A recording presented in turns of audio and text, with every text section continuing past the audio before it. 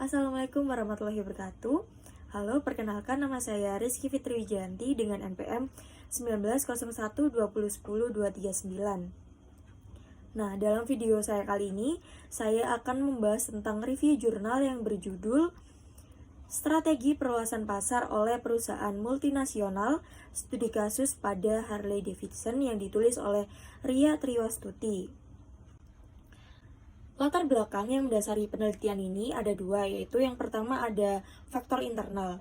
Harley Davidson USA tengah menghadapi tekanan internasional dari perspektif ekonomi dan sosial.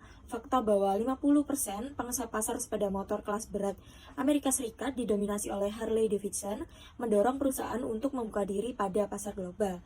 Sedangkan adanya krisis global pada tahun 2008 juga membuat Harley Davidson mengalami penurunan penjualan di Amerika Serikat sehingga mendorongnya untuk memperluas pasar tidak hanya di negara asalnya saja. Nah, pada faktor eksternal, alasan Harley Davidson memilih masuk ke pasar India adalah daya tarik pasar sepeda motor di sana merupakan terbesar kedua di dunia. Alasan lainnya yaitu untuk mencari efisiensi mengingat India sebagai home base offshoring internasional. Penelitian ini merupakan penelitian bisnis terapan yang bertujuan untuk memberikan tinjauan ilmiah tentang strategi masuk pasar dan hubungannya terhadap dampak peningkatan kinerja oleh Harley Davidson. Hal ini dilakukan dengan mendeskripsikan dan mengevaluasi strategi entry market yang dilakukan oleh perusahaan multinasional khususnya Harley Davidson di India. Kita masuk pada tinjauan pustaka. Strategi internasionalisasi, khususnya strategi perluasan pasar, harus mempertimbangkan beberapa aspek, diantaranya yakni yang pertama ada aspek politik dan ekonomi. Aspek ini adalah istilah yang digunakan untuk menekankan bahwa sistem politik, ekonomi, dan hukum suatu negara saling bergantung, berinteraksi, dan saling mempengaruhi. Perbedaan sistem politik ini dapat mempengaruhi iklim bisnis di negara tertentu dan akan meningkatkan ketidakpastian yang mungkin membawa resiko bagi bisnis multinasional. Yang kedua yakni aspek nasional budaya. Terdapat beberapa penentu yang menjadi landasan budaya nasional, yaitu struktur budaya, bahasa, pendidikan, filsafat ekonomi politik, dan agama.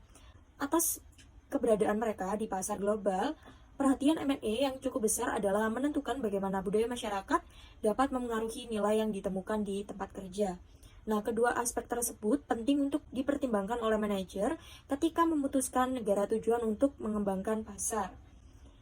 Kemudian yang terakhir ada strategi bisnis internasional.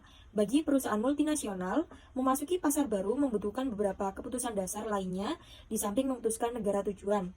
Aspek lain tersebut meliputi waktu masuk, skala masuk, dan komitmen strategis. Setelah negara tujuan diputuskan, penting untuk menentukan waktu yang tepat untuk masuk. Memasuki pasar dalam skala besar juga perlu melibatkan komitmen sumber daya yang signifikan dan perumusan strategi untuk mendapatkan hasil yang diinginkan. Metode penelitian yang digunakan dalam penelitian ini adalah analisis kualitatif dengan pendekatan studi kasus. Data berasal dari dokumen Harley Davidson yang tersedia untuk umum, termasuk laporan tahunan dalam bentuk kualitatif maupun kuantitatif.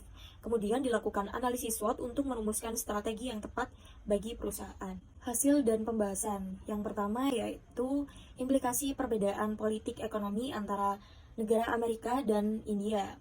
Nah, terlihat di sini pada grafik perbandingan kebebasan ekonomi antara kedua negara yang menunjukkan bahwa Amerika Serikat berada di tingkat teratas melebihi dari rata-rata global dan sebaliknya India berada di bawah rata-rata. Amerika dan India memiliki perbedaan yang cukup tinggi dalam hal kebebasan ekonomi. Amerika sebagian besar memiliki ekonomi bebas, sementara India hampir tertindas. Terlepas dari potensi yang mungkin baik untuk Harley Davidson di pasar India, resiko paparan LOF paling parah yang mungkin dihadapi Harley Davidson adalah diskriminasi bahaya yang berasal dari jarak budaya yang tinggi antara negara asal dan negara tuan rumah. Implikasi dalam kasus tersebut ditunjukkan dengan sulitnya negosiasi antara Harley Davidson dan pemerintah India. Intervensi lainnya adalah adanya hike tarif ekspor sebagai upaya untuk melindungi industri lokal di sana. Nah, yang kedua, ada persamaan dan perbedaan budaya antara Amerika dan India. Terlihat di sini, berdasarkan dimensi budaya menurut Hofstede, Amerika Serikat dan India memiliki dimensi yang erat dalam istilah maskulinitas dan penghindaran ketidakpastian.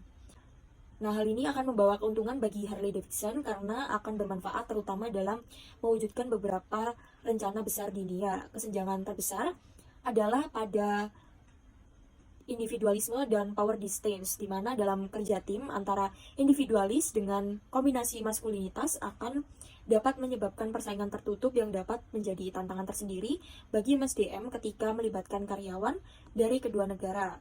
Nah, power distance ini membuat penurunan tingkat inovasi dan kebergantungan pada atasan. Dalam mencegah masalah budaya ini, Harley Davidson telah merekrut CEO yang berasal dari India namun memiliki latar belakang budaya Amerika Serikat dan India. Ini sangat membantu untuk mendamaikan kesenjangan antara jarak budaya yang tinggi dari keduanya. Yang ketiga, ada strategi yang ditujukan oleh Harley Davidson. Menurut Mintzberg dan Waters, strategi yang dimaksud adalah tujuan yang tepat dan melibatkan details untuk mencapainya. Selanjutnya, ia juga membagi strategi ini menjadi dua kategori, yakni strategi yang disengaja dan strategi yang muncul. Yang pertama, strategi yang disengaja oleh Harley Davidson, yakni untuk memasuki pasar India dengan langkah awal mengekspor sepeda motor Completely Built Unit atau CBU dan mendirikan pabrik perakitan untuk menjual sepeda motor Completely Knocked Down atau CKD. Setelah diimplementasikan, dari keputusan tersebut berhasil menjual 1.100 sepeda motor dalam kurun waktu 3 tahun.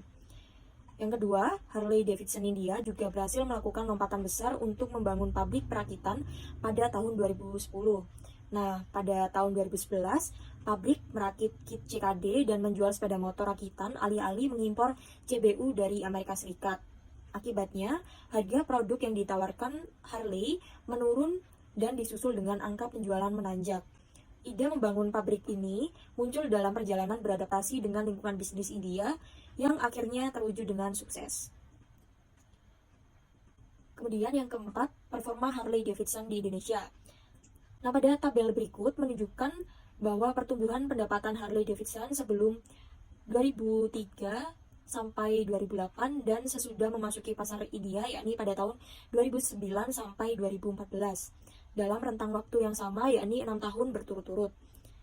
Pada awal memasuki pasar baru, yang juga dibarengi dengan dampak dari krisis tahun 2008, tentu saja pendapatan menurun drastis, tetapi itu tumbuh seiring berjalannya waktu. Hal ini menyeratkan bahwa investasi di India memberikan kontribusi positif bagi Harley Davidson mendunia dalam kurun waktu tertentu. Tren menunjukkan hal tersebut akan meningkat dalam jangka panjang, namun laba bersih belum mencapai pencapaian tertinggi sebelum adanya krisis, di mana terlihat pada tahun 2006 mencapai pendapatan tertinggi dalam dekade terakhir, yakni sebesar 1043,2.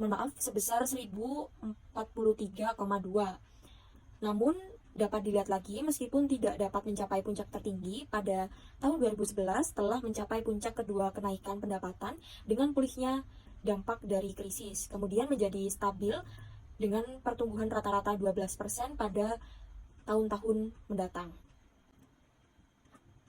Yang terakhir, ada analisis SWOT Harley Davidson di India. Dapat kita lihat di sini, India merupakan negara dengan tren sepeda motor besar atau mungkin, namun sebagian besar pengendaranya mengutamakan sepeda motor sebagai fungsi semestinya, yaitu untuk bepergian daripada hanya sekedar hobi. Akibatnya, kelas berat penjualan sepeda motor tidak signifikan dan membuat Harley Davidson mengurangi volume penjualannya.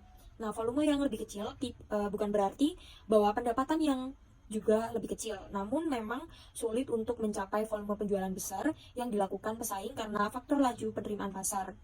Oleh karena itu, Harley Davidson membedakan pasarnya dengan pasar yang kurang tertarget, yaitu dengan fokus lebih ke ukuran mesin tertentu, sekitar 500 hingga 1000 cc. Strategi ini menjadikan Harley Davidson satu-satunya pemain di area khusus ini. Nah, kesimpulan yang dapat diambil dari adanya jurnal ini adalah fakta bahwa Harley Davidson memiliki pasar yang sempit serta tarif ekspor yang tinggi di negara India.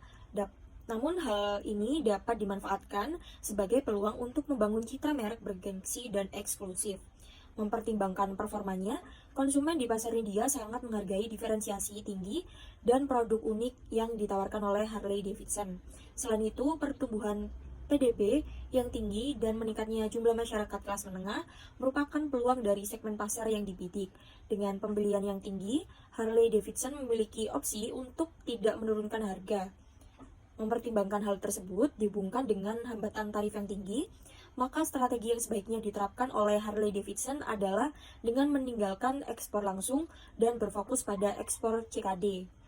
Dalam sudut pandang rantai pasokan dan nilai, direkomendasikan untuk menjaga hubungan yang kuat dengan dealer yang ada. Hal ini didukung oleh aspek budaya bahwa masyarakat India mengharapkan hubungan jangka panjang, serta lebih banyak investasi dalam dukungan pelatihan dan perekrutan teknisi untuk dealer.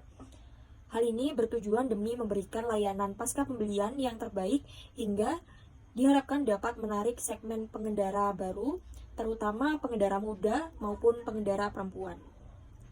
Sekian dari saya. Mohon maaf apabila ada salah katanya. Saya akhiri. Wassalamualaikum warahmatullahi wabarakatuh.